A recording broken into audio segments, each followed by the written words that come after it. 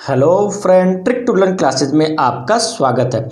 आज मैं आपको 1 मई 2020 का करंट अफेयर लेके आया हूं। आपको मैं बता दूं कि अब मेरे चैनल पे डेली आपको करंट अफेयर जो है प्रोवाइड किया जाएगा, तो आज से इसकी शुरुआत मैं कर रहा हूं। तो आज मैं सबसे पहला आपको लेके आया 1 मई, और 1 मई को क्या है, तो 1 मई को अंतर्राष्ट्रीय श्रमिक दिवस के रूप में मनाया जाता है। आप लोग याद रखिएगा, कई बार आपके एग्जाम में पूछ देता है कि श्रमिक दिवस कब मनाया जाता है या अंतर्राष्ट्रीय श्रमिक दिवस कब मनाया जाता है, तो 1 मई को मनाया जाता है। थोड़ा सा इसके बारे में हम लोग और डिटेल बात करते हैं। आखिर ये श्रमिक दिवस मनाया क्यों जाता है, आखिर इसकी शुरुआत कहाँ से हुई थी, इसके बारे में थोड़ा सा हम लोग बात कर लेते हैं। तो देखिएगा, 1 मई 1886 में क्या हुआ था, अमेरिका में एक मजदूरों का आंदोलन हुआ था। लाखों की संख्या में मजदूर जो है वो सड़क पर आ गए थे। अब आप लोग सोच रहे हैं कि यार आखिर ऐसा क्या हुआ था, क्यों इतने ज़्यादा मजदूर सड़क पे आ गए थे। तो हुआ क्या था कि अमेरिका में क्या था, पहले मजदूरों से 15-15 घंटे काम कराए जाते थे, जिससे मजदूर जो है काफ़ी ज़्यादा धीरे धीरे जो है मानसिक और शारीरिक रूप से काफ़ी ज़्यादा धीरे धीरे कमज़ोर होने लगे।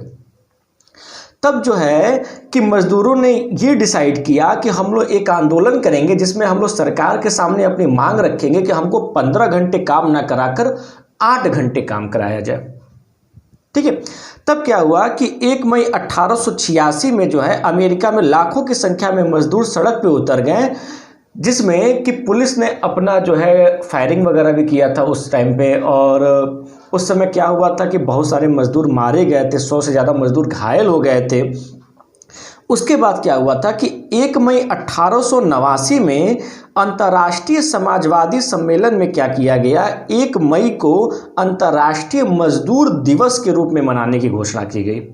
इसके साथ साथ आपको 8 घंटे काम के लिए निर्धारित किया गया कि भैया किसी भी मजदूर से आप पूरे विश्व में किसी भी मजदूर से आप 15 घंटे काम नहीं ले सकते हैं, किसी से भी मजदूर से आप 8 घंटे से ज़्यादा काम नहीं ले सकते हैं। ठीक है। श्रमिकों के लिए एक अंतर्राष्ट्रीय संगठन भी है जिसका नाम है ILO। ILO का जो पूरा नाम है वो है international labour organization. International labour organization ILO का पूरा नाम है, जिसका मुख्यालय जिनेवा स्विट्जरलैंड में है। अगर हम लोग भारत की बात करें कि अगर भारत में मजदूर दिवस मनाने की शुरुआत कहाँ से हुई, तो चेन्नई में एक पार्टी है जिसका नाम है लेबर किसान पार्टी ऑफ हिंदुस्तान। इसने सबसे पहले 1 मई 1923 को मजदूर दिवस के रूप में मनाने की घोषणा की कि 1 मई जो है वो मजदूर दिवस के रूप में मनाया जाएगा, और मजदूरों के लिए प्रतीक के रूप में लाल रंग के झंडे का क्या किया, प्रयोग किया था। ठीक है। तो इस तरह से क्या हुआ कि श्रमिक के बारे में आपके जानकारी मिलती है। तो मैंने बता दिया कि विश्व में और भारत में अंतर्राष्ट्रीय श्रमिक दिवस क्यों मनाया जाता है। अब आगे बढ़ते हैं। 1 मई को देखिए महाराष्ट्र स्थापना दिवस भी मनाया जाता है, और 1 मई को गुजरात स्थापना दिवस भी मनाया जाता है। तो इसके बारे में बात कर लेते हैं हम लोग। तो देखिएगा, पहले क्या था कि बॉम्बे स्टेट था, पहले बॉम्बे स्टेट था, और बॉम्बे स्टेट को 1 मई 1960 में 2 भागों में बांट दिया गया, यानी कि विभाजन करके 2 अलग अलग राज्य बनाए गए। एक बना आपका महाराष्ट्र और दूसरा बना गुजरात।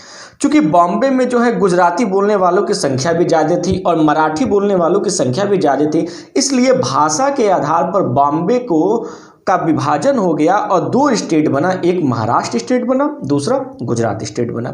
इसीलिए 1 मई को महाराष्ट्र स्थापना दिवस के भी रूप में मनाते हैं और 1 मई को गुजरात स्थापना दिवस के भी रूप में मनाते हैं। और इस साल आपका 1 मई 2020 को महाराष्ट्र का 60वां स्थापना दिवस के रूप में मनाया गया है। चलिए अब आते हैं नेक्स्ट पे। नेक्स्ट है केंद्रीय सतर्कता आयोग के सतर्कता आयुक्त किसको नियुक्त किया गया है, तो केंद्रीय सतर्कता आयोग के सतर्कता आयुक्त नियुक्त किया गया है सुरेश एन पटेल को। देखिएगा, सुरेश एन पटेल विशेषली बैंकर हैं, बैंकिंग क्षेत्र से आते हैं, और इनको केंद्रीय सतर्कता आयोग का जो है सतर्कता आयुक्त नियुक्त किया गया है। अब हम लोग बात करते हैं कि केंद्रीय सतर्कता आयोग होता क्या है। तो देखिएगा, केंद्रीय सतर्कता आयोग को इंग्लिश में कहते हैं CVC का पूरा नाम होता है सेंट्रल विजिलेंस कमीशन, और सेंट्रल विजिलेंस कमीशन की स्थापना 1964 में की गई थी, और इसका मुख्यालय जो है वो नई दिल्ली में है। केंद्रीय सतर्कता आयोग काम क्या करता क्या है? तो केंद्रीय सतर्कता आयोग जो है भ्रष्टाचार रोधी निगरानी संस्था है, यानी कि भ्रष्टाचार को कंट्रोल करने का, भ्रष्टाचार पर निगरानी रखने का जो है काम जो है वो आपका कौन करता है? केंद्रीय सतर्कता आयोग करता है। ठीक है, नेक्स्ट है अमेजन एलेक्सा और गूगल असिस्टेंट पर अपनी वॉइस बैंकिंग की शुरुआत किस बैंक ने की है? तो आईसीआईसीआई बैंक ने क्या किया है? अमेजन एलेक्सा और गूगल असिस्टेंट पर अपनी वॉइस बैंकिंग की शुरुआत की है। इसमें क्या है कि आप जो है वॉइस मैसेज के थ्रू अपने बैंक से, अपने मतलब अकाउंट से रिलेटेड, खाते से रिलेटेड सारी भी जानकारी प्राप्त कर सकते हैं। अगर हम लोग आईसीआईसीआई बैंक के बारे में बात करें तो याद रखिएगा आईसीआईसीआई बैंक भारत का निजी क्षेत्र का सबसे बड़ा बैंक है। आईसीआईसीआई का पूरा नाम है industrial credit investment corporation of India. ICICI का हेडक्वार्टर कहाँ पर है? तो मुंबई में, और वर्तमान में इसके सीईओ हैं संदीप बख्शी। याद रखिएगा, अगर कई बार पूछ दे कि आईसीआईसीआई बैंक के वर्तमान सीईओ कौन है, तो संदीप बख्शी। इससे पहले चंदा कोचर थी, उसके बाद से ये आए हैं। ठीक है, अगला है आपका संयुक्त राष्ट्र में भारत का अस्थायी प्रतिनिधि नियुक्त किया है। किसको नियुक्त किया गया? टीएस तिरुमूर्ति को। टीएस तिरुमूर्ति को संयुक्त राष्ट्र में भारत का अस्थायी प्रतिनिधि नियुक्त किया गया है। अब हम लोग बात करते हैं संयुक्त राष्ट्र की, संयुक्त राष्ट्र होता क्या है? तो संयुक्त राष्ट्र को इंग्लिश में हम लोग कहते हैं यूनाइटेड नेशन, यूएन कहा जाता है शॉर्ट में, यूनाइटेड नेशन कहा जाता है। और संयुक्त राष्ट्र का काम क्या है? तो अंतर्राष्ट्रीय कानून को सुविधाजनक बनाना इसका काम है, अंतर्राष्ट्रीय सुरक्षा जो है वो करना इसका काम है, आर्थिक विकास को बढ़ोतरी करना जो है संयुक्त राष्ट्र संघ का काम है। संयुक्त राष्ट्र संघ की स्थापना जो है 24 अक्टूबर 1945 में हुई थी, और इसका मुख्यालय कहाँ पर है? तो न्यूयॉर्क में है। अगर वर्तमान की बात करें तो वर्तमान में संयुक्त राष्ट्र के महासचिव कौन है? तो एंटोनियो गुटरेस। एंटोनियो जो गुटरेस हैं वो वर्तमान में संयुक्त राष्ट्र के महासचिव हैं। ठीक है, अब हम लोग बात करते हैं टीएस तिरुमूर्ति के बारे में। तो इसके बारे में थोड़ा सा बता दें, जो टीएस तिरुमूर्ति हैं 1985 बैच के आईएफएस हैं, और ये संयुक्त राष्ट्र में अस्थायी जो आपके प्रतिनिधि हैं वो अकबरुद्दीन की जगह पे लिए हैं। इससे पहले अकबरुद्दीन थे आपके, वर्तमान में आपके टीएस तिरुमूर्ति हैं। नेक्स्ट पॉइंट है कि आईआईटी दिल्ली ने भारत में कोविड-19 के प्रसार की भविष्यवाणी के लिए एक वेब आधारित डैशबोर्ड की स्थापना की है। एक डैशबोर्ड को विकसित किया जिसका नाम प्रकृति है।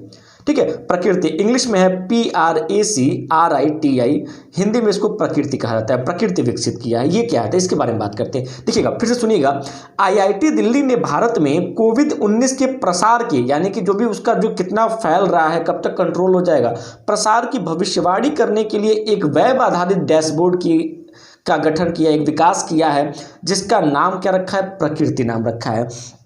अब हम लोग बात करते हैं कि प्रकृति का, यानी कि PRACRITI का पूरा नाम क्या है? तो प्रकृति का पूरा नाम है prediction and assessment of corona infection and transmission of India. फिर से सुनिएगा, prediction and assessment of corona infection and transmission of India. अब ये प्रकृति जो आपका ऐप विकसित किया गया है, जो पोर्टल विकसित किया गया है वेब आधारित, इसका काम क्या है? इसके बारे में बात करते हैं। तो देखिएगा, इसका काम यह है कि यह भारत में 3 सप्ताह और आगे की अवधि तक कोविड-19 के, देखिएगा कोविड-19 के मामलों की राज्य एवं जिलेवार विस्तृत भविष्यवाणी करेगा और राज्यों से साझा करेगा। ये इसका काम है। नेक्स्ट है कावेरी जल प्रबंधन प्राधिकरण, CWM में को जल शक्ति मंत्रालय के अधीन कर दिया गया है। ये बड़ा इंपॉर्टेंट चीज़ है, याद रखिएगा कि कावेरी जल प्रबंधन प्राधिकरण को अब जल शक्ति मंत्रालय के अधीन कर दिया गया है। जल शक्ति मंत्रालय जो है अब इसको क्या करेगा? गवर्न करेगा। अगला है आपका यूएसए यानी United state of America, USA के राष्ट्रीय टीम का कोच किसको नियुक्त किया गया है? तो जे अरुण कुमार को जो है यूएसए के राष्ट्रीय टीम का कोच नियुक्त किया गया है। जे अरुण कुमार जो है कर्नाटक के पूर्व क्रिकेटर है। नेक्स्ट है आपका इम्यूनिटी सिस्टम को बढ़ाने के लिए जीवन अमृत योजना की शुरुआत किसने की है? तो याद रखिएगा, इम्यूनिटी सिस्टम को बढ़ाने के लिए जीवन अमृत योजना की शुरुआत मध्य प्रदेश सरकार ने किया है। इस योजना में इम्यूनिटी सिस्टम को बढ़ाने के लिए जो है लोगों को उपाय बताया जाएगा। अगला है लोक उद्यम चयन बोर्ड के अध्यक्ष कौन है? तो राजीव कुमार को नियुक्त किया गया। याद रखिएगा, इस समय जो भी नियुक्तियां हो रही हैं ना, ये सब जो है आपका ऑनलाइन हो रहा है। इसमें कोई जाके कोई प्रॉपर वे में कुछ नहीं हो, सारी चीज़ें ऑनलाइन हो रही हैं इस समय जो भी है। ठीक है, तो लोक उद्यम चयन बोर्ड का अध्यक्ष नियुक्त किया गया है राजीव कुमार को। राजीव कुमार जो है 1984 झारखंड बैच के आईएएस अधिकारी हैं, याद रखिएगा। नेक्स्ट है 30 अप्रैल को, यानी कि पहले वाले दिन 30 अप्रैल, आज 1 मई है ना, 30 अप्रैल को आयुष्मान भारत दिवस के रूप में मनाया गया है। ये देखिएगा, आयुष्मान भारत दिवस मनाया गया है 30 अप्रैल को। और 30 अप्रैल को आयुष्मान भारत दिवस में होता क्या है, इसके बारे में थोड़ा सा बात कर लेते हैं। आखिर आयुष्मान भारत योजना क्या है, इसके बारे में हम लोग बात कर लेते हैं। तो जो आयुष्मान भारत योजना, देखिए इसके 3 नाम हैं। एक है आयुष्मान भारत योजना, दूसरा है प्रधानमंत्री जन आरोग्य योजना जिसको PMJAY कहा जाता है, और तीसरा है मोदी केयर। तो देखिएगा, आयुष्मान भारत योजना का है, प्रधानमंत्री जन आरोग्य योजना का है, या मोदी केयर का है, ये तीनों एक ही योजनाओं के नाम है। और इस योजना की शुरुआत जो है 30 अप्रैल 2018 को की गई थी। और इसमें क्या है कि जो पात्र परिवार हैं उनको 5 लाख रुपए प्रति वर्ष का मुफ्त इलाज कराएगी सरकार। आप कहीं भी जो सरकार से एफिलेटेड जो आपके हॉस्पिटल्स हैं, चाहे आपके जो सरकारी हॉस्पिटल है, उसमें प्रत्येक व्यक्ति, जो आपके मान लीजिए घर में 5 लोग हैं तो हर एक व्यक्ति 5 लाख का इलाज करा सकता है, वो भी मुफ्त में। ठीक है, तो आयुष्मान भारत योजना याद रखिएगा कि ये सबसे बड़ी हेल्थ योजना है, पूरे भारत की सबसे बड़ी हेल्थ योजना है। और इस योजना की शुरुआत 30 अप्रैल 2018 की गई थी, इसलिए 30 अप्रैल को आयुष्मान भारत दिवस के रूप में मनाया गया है। नेक्स्ट है इंटरनेशनल जैज डे मनाया गया है 30 अप्रैल को। अब आप लोग बात करते हैं ये जैज क्या है, पहली बार नाम सुन रहे होंगे आप लोग कि जैज क्या है। तो देखिएगा, पश्चिमी सभ्यता की ये संगीत विद्या है, जो जैज है ना, ये पश्चिमी सभ्यता की संगीत विद्या है जिसको 30 अप्रैल 2011 को यूनेस्को द्वारा जो है दिवस के रूप में मनाने की घोषणा की गई है कि जो जैज जो संगीत विद्या है इसको 30 अप्रैल को यूनेस्को ने कहा कि इसको जो है अंतर्राष्ट्रीय दिवस के रूप में क्या किया जाएगा, मनाया जाएगा। ठीक है, यूनेस्को क्या है, तो यूनेस्को का पूरा नाम है United Nation education scientific and cultural organization. और यूनेस्को का मुख्यालय कहाँ पर है, तो पेरिस में। पेरिस कहाँ पर पड़ता है, फ्रांस में पड़ता है। पेरिस फ्रांस में इसका मुख्यालय है। इसके डायरेक्टर जनरल कौन है, तो आड्रे अजोलो। वर्तमान में यूनेस्को को डायरेक्टर जनरल है आड्रे अजोलो। ठीक है, क्या जगह अजोले लिखा होगा, क्या जगह अजोलो लिखा होगा, तो कंफ्यूज मत होइएगा, अलग अलग किताब की अलग अलग भाषा होती है। हाँ, नेक्स्ट है आपका कोविड-19 के लिए प्लाज्मा थेरेपी शुरू करने वाला भारत का पहला सरकारी अस्पताल कौन सा है, तो KGMU। जो KGMU है, KGMU कहाँ पर है, लखनऊ में। KGMU जो है वो प्लाज्मा थेरेपी शुरू करने वाला भारत का पहला सरकारी अस्पताल है। बेसिकली जो प्लाज्मा होता है वो ब्लड में पाया जाता है, याद रखिएगा आप लोग। जब कभी मेरे चैनल पे आप लोग विजिट करेंगे तो मैं बायोलॉजी में रक्त पढ़ाऊंगा, तो मैं बताऊंगा इसके बारे में, पूरा डिटेल हम लोग बात करेंगे।